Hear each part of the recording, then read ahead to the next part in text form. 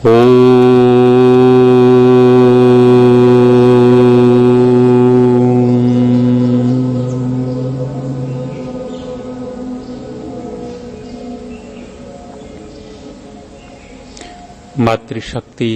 धर्म प्रेमी सज्जनों, चाणक्य नीति 35वीं कक्षा।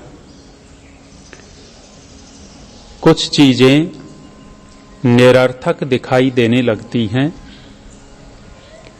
धूल के समान, तिनके के समान दिखने लगती हैं। किसी के लिए बहुत महत्वपूर्ण हो सकता है और किसी के लिए मिट्टी के ढेले के समान होता है। तो कौन सी चीजें किसके लिए तिनके के समान हैं, तुच्छ हैं? तृणम ब्रह्मविदः स्वर्गस् तृणम सूरस्य जीवितम जिताक्षस्य तृणम नारी निःस्पृहस्य तृणम जगत। कहा जो ब्रह्मविद होते हैं, जिसने परमेश्वर को जान लिया है, जो जीवन मुक्त हो चुके हैं, उनके लिए स्वर्ग तिनके के समान है। स्वर्ग का तात्पर्य है सुख विशेष, उसको लालच दिया जाए। जैसे मुसलमानों ने अपनी जन्नत की कल्पना कर रखी है, ऐसी जन्नत न तो कहीं है न हो सकती है।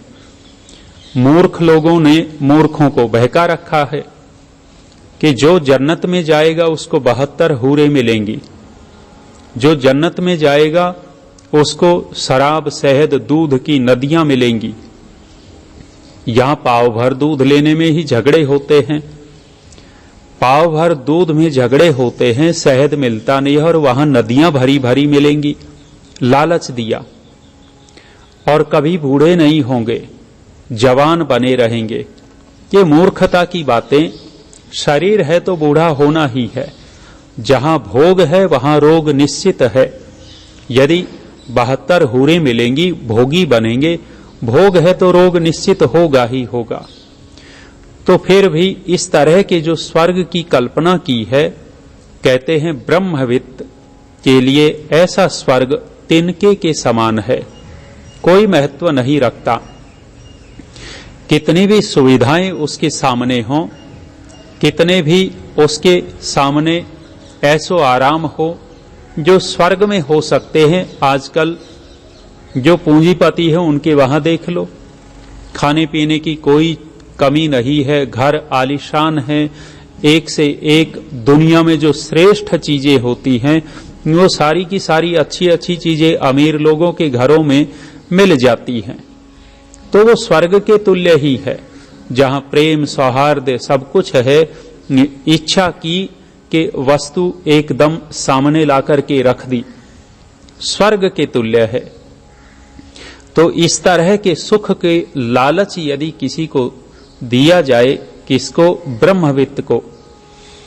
यदि ऐसे स्वर्ग का लालच ब्रह्म के जानने वाले को दिया जाए तो उसके लिए वो स्वर्ग तिनके के समान है, ठोकर मार करके आगे निकल जाता है। कितने सारे ऋषि महात्मा साधु हुए हैं, जिन ऋषि महात्माओं साधुओं के चरणों में राजाओं ने अपना राज्य रख दिया था। राजाओं ने अपनी कन्याएं रख दी थी, सामने खड़ी कर दी थी कि ऋषिवर हमारी कन्या से विवाह करो। लेकिन ब्रह्मविद जो ब्रह्मज्ञानी है, परमेश्वर को जिसने प्राप्त कर लिया है, जीवन मुक्त हो चुके हैं, ये सब चीजें उनके लिए तिनके के समान होती हैं। आगे कहा तृणम सूरस्य जीवितम। सूरवीर के लिए, क्षत्रिय के लिए जीवन भी तिनके के समान होता है। क्षत्रिय अपने प्राणों की चिंता नहीं करता, वो न्याय की चिंता करता है। और ऐसा सूरवीर क्षत्रिय एकदम मैदान में कूद जाता है, युद्ध क्षेत्र में चला जाता है और अपनी सूरवीरता से दुश्मनों के, शत्रुओं के छक्के छुड़ा देता है। सूरवीर अपने जीवन को तिनके के समान समझते हैं, अर्थात धर्म के लिए, न्याय के लिए, अपने राष्ट्र के लिए वो जीवन को बहुत तुच्छ समझते हैं, अपने प्राणों की बाजी लगा देते हैं। इसी क्षत्रिय सूरवीरों के लिए लिखा 12 वर्ष लोग कूकर जीवे, 12 साल तक कुत्ता जीवित रहता है, 16 वर्ष लोग स्यार और 16 साल तक गीदड़ बीदड़ जी जाते हैं। और कहा है बरस 18 छत्री जिए, आगे जीने को धिक्कार। अर्थात 18 साल का क्षत्रिय युवक अपने आप को तैयार कर चुका होता है युद्ध के लिए, अन्याय का चूर्ण करने के लिए, नष्ट करने के लिए, शत्रुओं का संहार करने के लिए 18 साल का क्षत्रिय युवक वो तैयार रहता है। अतिशोक्ति भी हो सकती है, भाई 18 वर्ष आगे जीने को धिक्कार। ऐसा धिक्कार नहीं होता जो धर्मपूर्वक जीवन जी रहा है। लेकिन क्षत्रियों की वीर गाथा यदि हम देखते हैं, कितने छोटे छोटे क्षत्रिय सूरवीरों ने अपने प्राणों को नहीं देखा, अपने जीवन की बाजी लगा दी। क्रांतिकारियों की दृष्टि से भारतवर्ष के बहुत सारे क्रांतिकारी हुए जिन्होंने अपने प्राणों की आहुति देकर के देश राष्ट्र को स्वतंत्र करवाने में लगा रखा था। महात्मा गांधी की बात करते हैं।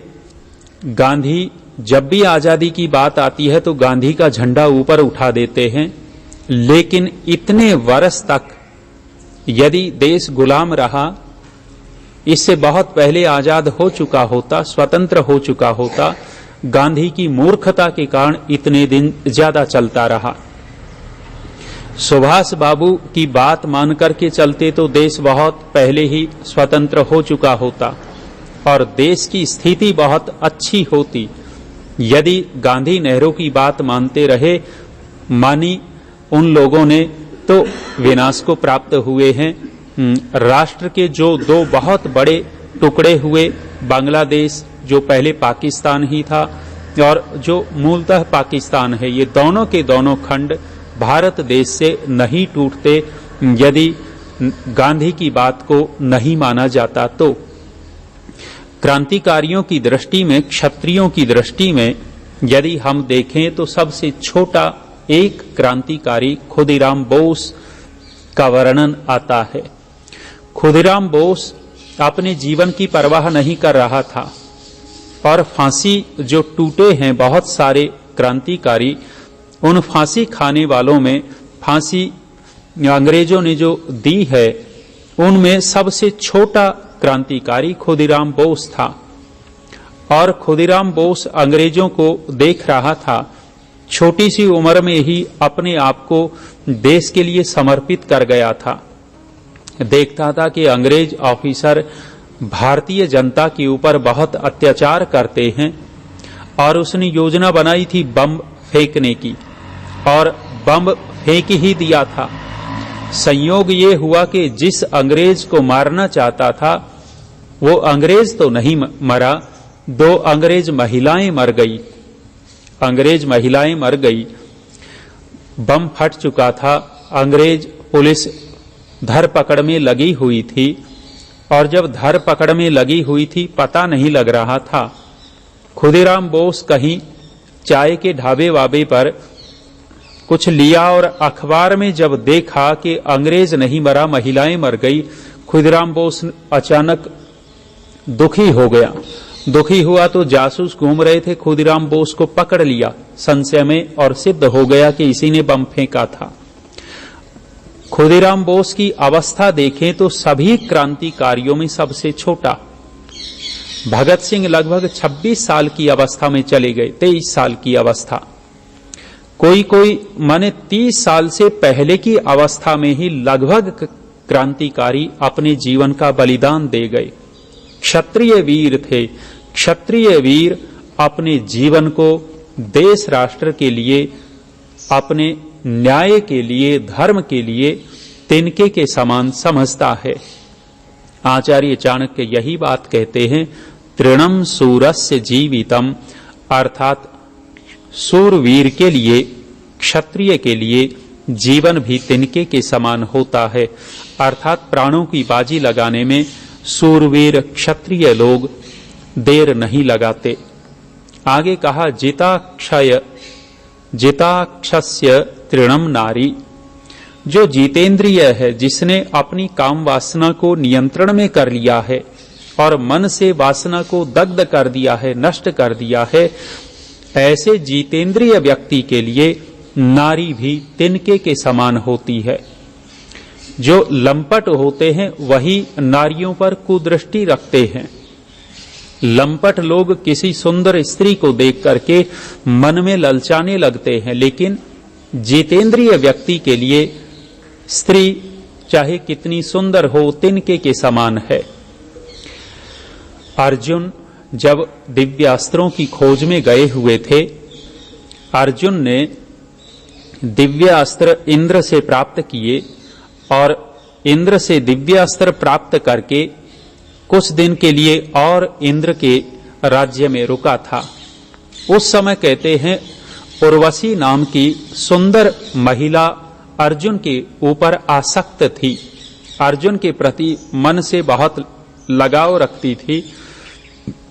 और एक दिन उर्वशी ने अर्जुन को आकर के अपने शरीर को समर्पित कर दिया था।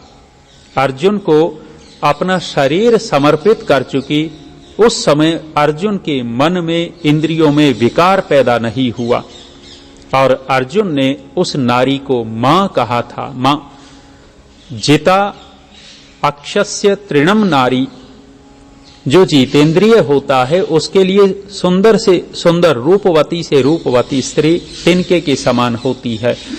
और इसी प्रकार से कोई स्त्री जितेंद्रिय है उसके लिए पुरुष तिनके के समान है।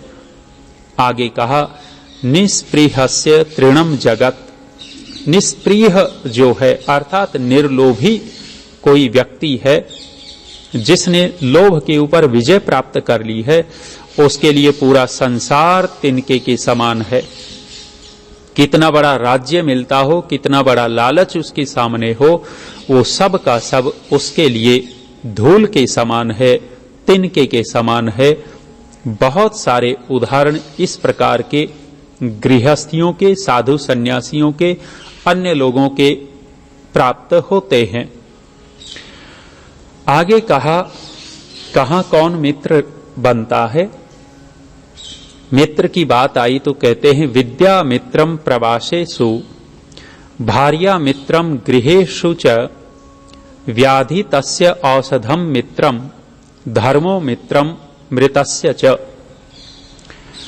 विद्या मित्रम प्रवासेषु, प्रवास में, विदेश में, अपने राज्य से, अपने देश से दूर चला गया है और अपना कोई सगा संबंधी तो वहां नहीं है, लेकिन वहां भी मित्र कौन हो जाता है। कहा विद्या मित्र है। जिसके पास जितनी अच्छी विद्या होगी वो देश विदेश में उतने ही अच्छे ढंग से रह लेगा। जिसके पास कोई टैलेंट नहीं है, कोई योग्यता नहीं है, कोई गुण नहीं है, वो व्यक्ति विदेश की तो बात ही दूर है, अपने घर में ही दुखी रहेगा। तो बाहर जाकर के यदि काम आता है कुछ तो विद्या काम आती है। विद्या विदेश में, प्रवास में मित्र कहलाती है। आगे कहा भार्या मित्रम गृहेषु च, और घर में जो मित्र होता है, आचार्य चाणक्य कहते हैं वो पत्नी मित्र है, सर्वोत्तम मित्र।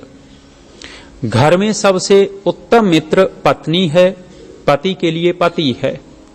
अपने मन की बातें आपस में जिस किसी को नहीं कह सकते, लेकिन आपस में ये कर सकते हैं। और कहा व्याधि तस्य औषधम मित्रम, जो रोगी है उस रोगी व्यक्ति के लिए औषध मित्र होती है।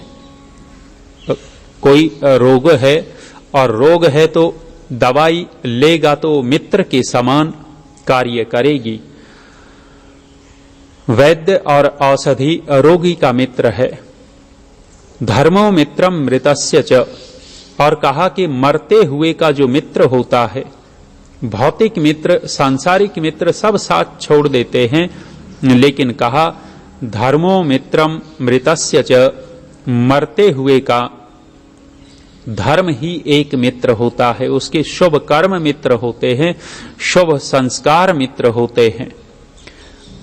महर्षि मनु ने लिखा, न मूत्रम ही सहायार्थम पिता माता च तिष्ठतः, न पुत्र दारा न ज्ञातिर धर्मस्तिष्ठति केवलः।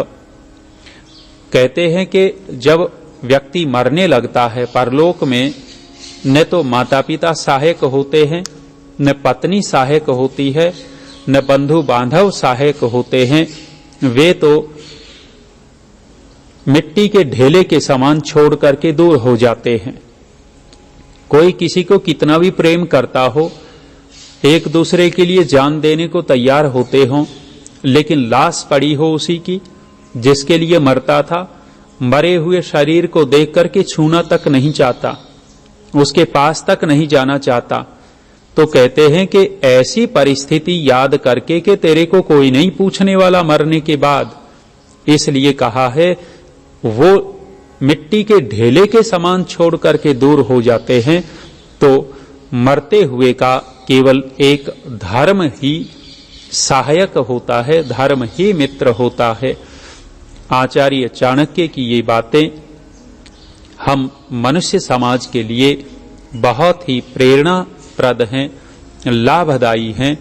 आचार्य चाणक्य ने जो अपनी बातें कही हैं वो अपनी अपनी बातें नहीं हैं।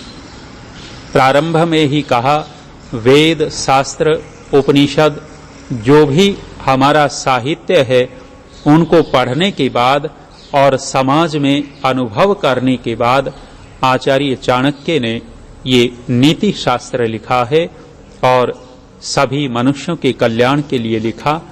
आज इतना ही। ओम शांति।